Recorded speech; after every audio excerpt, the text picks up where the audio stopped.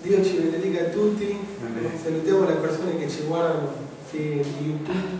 Stiamo finendo l'anno 2012.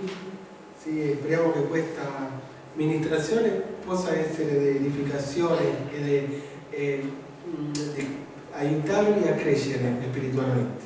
Ok, oggi parleremo della fede. Parleremo della fede.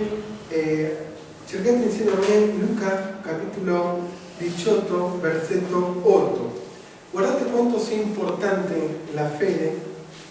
Luca capitolo 18 8, l'ultima parte, dice: ma quando il figlio dell'uomo verrà, troverà la fede sulla terra?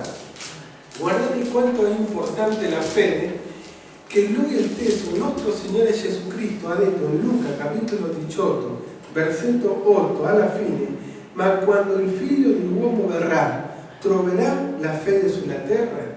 Guardate che il Signore Gesù Cristo non stava cercando grandi congregazioni o grandi gruppi dei credenti. Il suo interesse numero uno è la fede. Perciò noi ci dobbiamo assicurare che abbiamo fede. Perché dice Ebrei che senza fede è impossibile piacere Lui. D'accordo? Perciò il Signore quando tornerà non vedrà, no? Se abbiamo soldi, se abbiamo grandi belle macchine, abbiamo tanti anni di credenti, lui cercherà esclusivamente se il credente ha fede. Perciò ciò che piace a lui in realtà è la fede. Noi dobbiamo dire: Signore, grazie per questo glorioso dono. Andiamo avanti. Un'altra cosa importante che volevo aggiungere è che la fede ci muove. La fede ti muove. Ogni volta che qualcuno andava da Gesù a cercare un miracolo, sono stati spinti, mossi per mezzo della fede. E per mezzo della fede hanno ricevuto i propri miracoli. Per esempio alcuni versetti li possiamo trovare in Matteo 9,22, Marco 10,52, Luca 7,50, 8,48, 17,19 e 18,42. Questi versetti parlano che Gesù le diceva alle persone: vai, la tua fede ti ha salvato.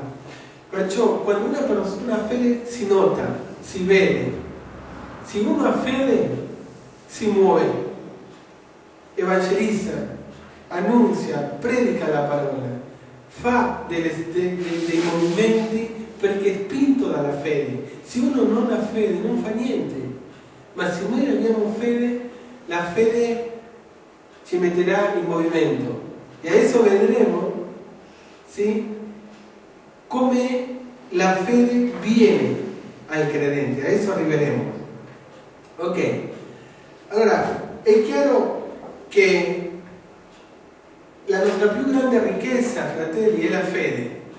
Se abbiamo fede possiamo fare di tutto e di più. E come abbiamo detto, è come un piccolo seme, che seminato in una buona terra diventa un albero, un bel albero che dà dei frutti, che dà ombra, che dà protezione e tante altre cose. Ma il segreto è la fede. Allora, alla luce della scrittura, che cos'è la fede? Cercate insieme a me, per favore, Ebrei capitolo 11, 1.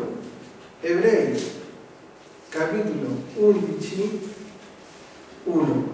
Dice la scrittura: or la fede è certezza di cose che si sperano, dimostrazione di realtà che non si vedono.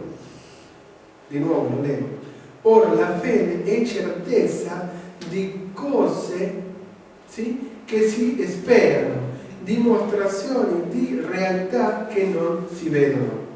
Allora, in greco, la parola greca per riferirsi a fede è sostanza.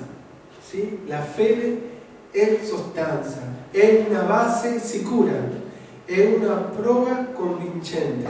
Questo dichiara il greco, l'originale greco, che è la fede. Ripeto, la fede è sostanza, è base sicura, è una prova convincente. Perciò chi ha fede avrà sostanza. Sì, sapete che una cosa vana, vuota, non carece di senso perché non ha sostanza. Ma invece quando qualcosa ha una sostanza, vale. E la fede dà a noi una sostanza divina, non naturale. Perciò noi abbiamo la sostanza di Dio, che è la fede. Tra l'altro è una base sicura, è una base, no? Dove noi possiamo edificare. Se il Signore ci ha promesso, noi crediamo e punto, non ci interessa altro. Noi non viviamo per fede, diceva l'Apostolo Paolo, ma noi non viviamo per vista, viviamo per fede. Noi non viviamo per vista, viviamo per fede. Sì, una cosa è vivere per vista e un'altra cosa è vivere per fede. Sì? E sapete che con la fede si può vedere. Come?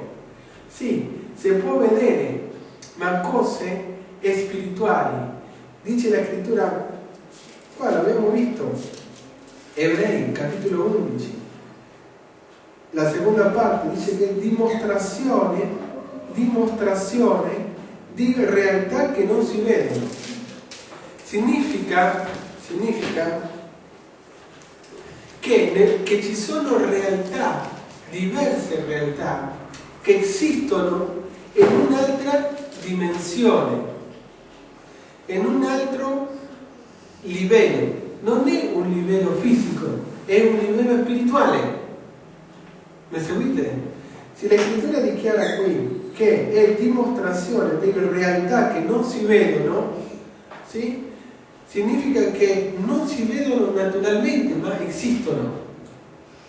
Questa è fede. Per mezzo della fede, io credo che il Signore può fare un miracolo per me. La medicina che ti dice? Non è possibile, non c'è niente da fare, non c'è cura per questo male, ma per mezzo della fede io posso vedere una guarigione.